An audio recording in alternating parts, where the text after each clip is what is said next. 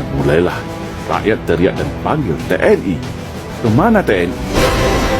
Tahukah kita semua bahwa satu, TNI kita hari ini adalah tentara yang paling sipil di dunia, karena personilnya tak boleh bawa senjata, yang nampak bawa sarung pistol kosong di mana-mana. Dua, tahukah kita bahwa secara sistematis TNI kita seharusnya sebagai komponen utama alat pertahanan negara sekarang sudah bergeser menjadi komponen pembantu, karena tugasnya hanya menjadi membantu tugas Polri, membantu bencana, membantu pemadaman kebakaran hutan, bahkan untuk menumpas separatisme yang jelas bahagian tugas pokok TNI tetap difungsikan untuk membantu Polri dalam tugas operasi penumpasan separatis yang diganti nama jadi kriminal dengan 1000 alasan.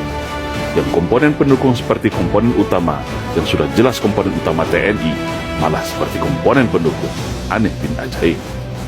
Yang ketiga, tahukah kita bahwa TNI kita hari ini sudah menjadi korban adu domba politik belah bambu antara TNI dan Polri, di mana Polri atas kebijakan politik dijadikan terdepan dalam implementasi konsep democratic policing, sementara RUU Kamnas sengaja di-PTS-kan. Makanya TNI selalu berada di belakang Polri atau sebagai pembantunya saja.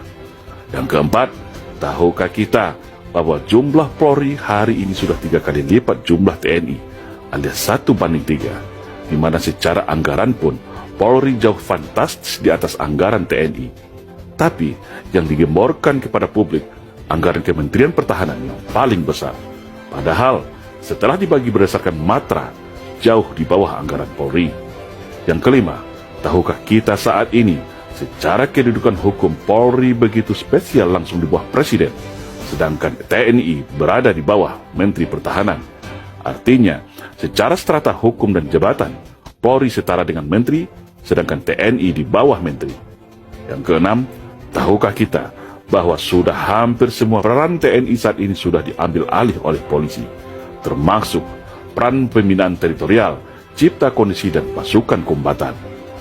Yang ketujuh, tahukah kita bahwa secara persenjataan organik hari ini Polri lebih canggih daripada senjata organik TNI. Senjata pasukan Densus 88, Gegana, dan Brimob, Polri lebih canggih daripada senjata Batalion Infanteri Raider sekalipun. Yang kedelapan, tahukah kita saat ini ada namanya istilah multifungsi Polri yang melebihi peran dwifungsi ABRI era Orde Baru yang dulu kita caci maki. Saat ini peran polisi sangat dahsyat dan luar biasa, sampai ada anekdot yang beredar, NKRI adalah kepanjangan dari Negara Kepolisian Republik Indonesia. Yang kesembilan, tahukah kita saat ini tak jelas lagi batas antara dimensi pertahanan dan keamanan, di mana seharusnya jelas mana yang tugas pokok TNI sebagai komponen utama pertahanan dan mana tugas Polri sebagai komponen pendukung. Yang ke-10, tahukah kita saat ini fungsi teritorial TNI sudah diberi tak jelas lagi fungsi dan tugasnya. Padahal 49.000 Babinsa seluruh Indonesia adalah mata dan telinga TNI dalam upaya cegah dini, tangkal dini terhadap ATHG, yaitu ancaman, tantangan, hambatan dan gangguan terhadap negara. Hal itu adalah termasuk dalam 5 kemampuan teritorial, tapi ternyata Babin Kamtibmas yang lebih berkuasa soal deteksi dan cegah dini. Maka terjadilah seperti hari ini, rakyat mudah diadu domba, tidak ada penengah. Walaupun TNI tahu siapa aktor dan dalangnya dalam setiap konflik sosial, tetapi tak bisa berbuat apa-apa karena terkunci oleh aturan dan tidak logis. Itulah yang disebut dengan serangan asymmetric war untuk melemahkan negara dari dalam. Yang ke-11, tahukah kita bahwa Panglima TNI hari ini ditunjuk oleh Presiden, sedangkan Presiden adalah bahagian dari kekuasaan politik. Bayangkan, apabila kewenangan politik ini disalahgunakan untuk mengkooptasi TNI agar manut dan tunduk kepada kehendak kekuasaan, bukan kepada rakyat dan negara lagi.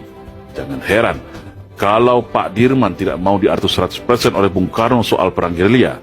Jangan heran Pak Yani tidak mau diatur dalam soal pemberian senjata dari Cina untuk kaum komunis. Yang ke-12, tahukah kita bagaimana TNI kita secara kekuasaan politik tidak berdaya dan tunduk di bawah kekuasaan politik?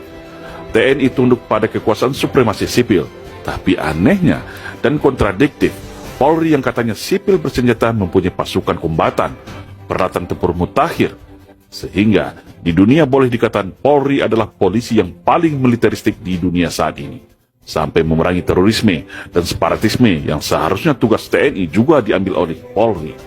TNI tidak punya kewenangan apapun, khususnya Angkatan Darat. Yang ke-13, tahukah kita kalau TNI hari ini secara institusi terikat oleh undang-undang dan secara individu terikat oleh Sumpah Sabta Marga. Namun, di satu sisi ada kelompok politik dari sipil melalui kekuasaan politik dapat mengintervensi permasalahan internal TNI, baik itu berupa penempatan posisi jabatan dan belanja anggaran persenjataan TNI. 14. Sadarkah kita, slogan sinergitas TNI Polri hanyalah cara halus mengikat TNI ke belakang, tetapi memberikan kekuasaan luas kepada Polri di depan. Logikanya, buat apa dulu TNI Polri dipisah, lalu saat ini diikat lagi dengan bahasa sinergitas? Kan jadi aneh dan menimbulkan tanda tanya besar.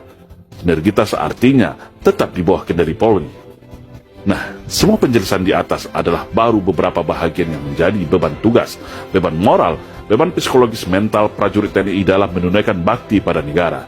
Sudah sangat jelas bagaimana upaya sistematis untuk mengekang TNI, melumpuhkannya, dan menempatkannya berada di belakang peran dan tugas Polri.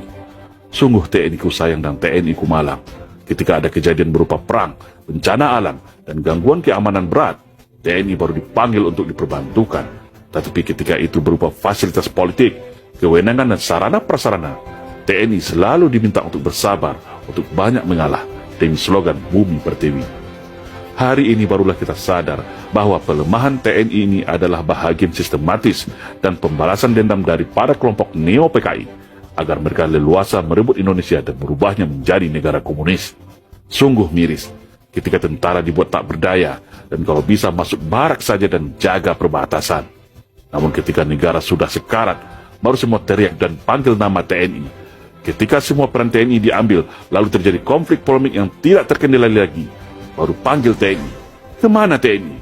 Yang enak buat Polri, yang susah dan berat baru TNI, yang disalahkan TNI, yang dipuja-puja Polri. Inilah yang dirasakan oleh para keluarga besar TNI hari ini. Dan itulah yang kita maksud sudah terjadi infiltrasi politik belah bambu untuk memecah TNI dan Polri. Satu diangkat, satu diinjak.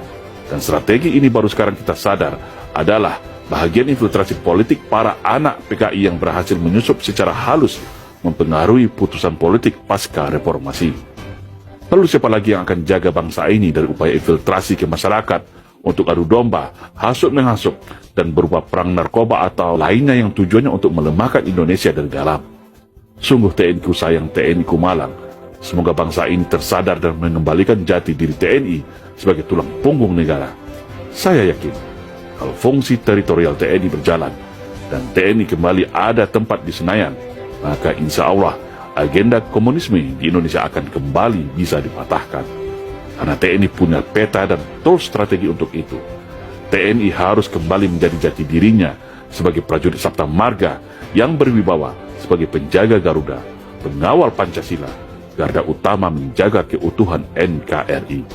Karena saya yakin, secara personal dan mayoritas, insya Allah, TNI masih akan setia kepada Pancasila, masih akan setia kepada rakyat Indonesia, sesuai sumpah janjinya setia kepada NKRI. Insya Allah, salam Indonesia.